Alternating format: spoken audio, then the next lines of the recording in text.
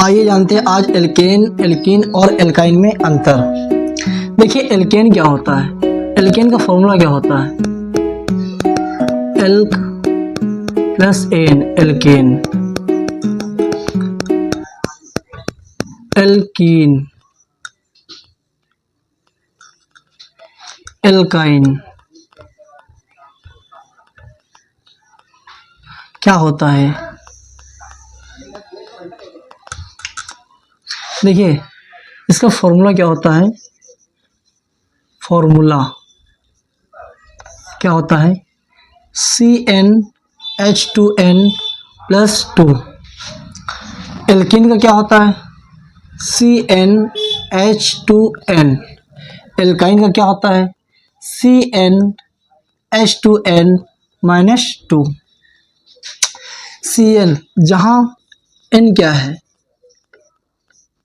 जहाँ n एक number है, क्या है नंबर, 1 2 3 4 5 6 7 8, ये क्या है आपके नंबर्स हैं, क्या है नंबर। एल्कीन क्या होता है, ये CnH2n होता है इसका फॉर्मूला, जहाँ n क्या है आपका नंबर, 1 2 3 डैश है ना, n क्या है नंबर्स। इसी प्रकार से इसमें भी n क्या है आपका नंबर्स है, 1 2 3 4 5 6 7 8 9 इत्यादि। तो हम क्या देख रहे हैं कि ये n क्या है आपका नंबर्स है। अगर हम n की वैल्यू इस एल्केन के फॉर्मूले में रख दें, क्या है फॉर्मूला हमारा CnH2n प्लस का 2, तो C1H2 इंटू 1 प्लस 2, C1 2 1 जा 2 2 2 4, अर्थात C1H कितना आ जाएगा 4 आ जाएगा। इस प्रकार से आपका एक नया फॉर्मूला बन के आएगा CH4। तो ये क्या है आपका, ये है मेथेन, क्या है ये मेथेन, ये क्या है मेथेन। अगर n की वैल्यू 2 रख दें एल्कीन में, तो C2H2 इंटू 2, C2H2 2 जा 4, ये कितना आ गया आपका C2H4, अर्थात इसको हम लिख सकते हैं CH3 या इसका स्ट्रक्चर हम बना सकते हैं। C कार्बन कितनी वैलेंस देता है 4, तो CH3 और C कितने हैं 2 हैं, तो इस प्रकार से कार्बन देता है 4 वैलेंसी और H देता है 1 वैलेंसी। ये हमारा बन जाता है क्या एक स्ट्रक्चर। इसी प्रकार से यहाँ पर भी अगर हम कार्बन मेथेन का स्ट्रक्चर बनाना चाहें तो बना सकते हैं। कार्बन कितनी वैलेंसी देता है 4, हाइड्रोजन देता है 1, H हाइड्रोजन कितने, हाइड्रोजन संख्या कितनी है 4, इसमें हाइड्रोजन संख्या कितनी है 3 3 6।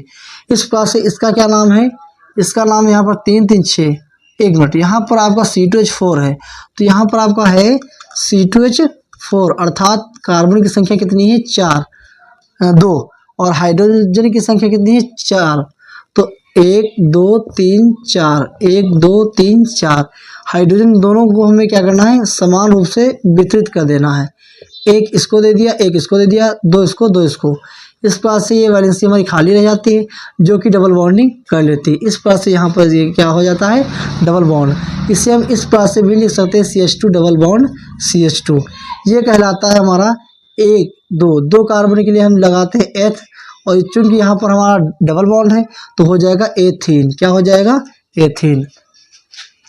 अगर n की वैल्यू हम रख दें इसमें भी 2, 1 रख दें 2 रख दें 3 रख दें, जो भी रखेंगे उस प्रकार से हमारी कार्बन की संख्या बढ़ जाएगी।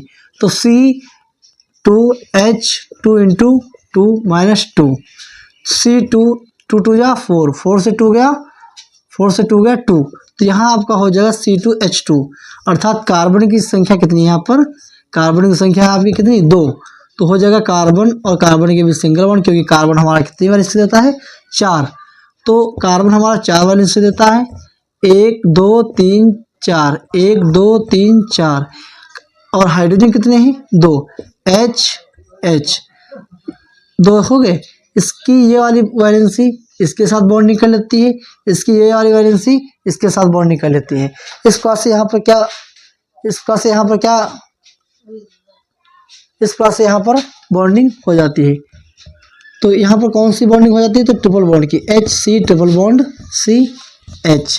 तो ये कहलाता है हमारा एथाइन। क्या कहलाता है, एथाइन। नोट कर लीजिए इसको।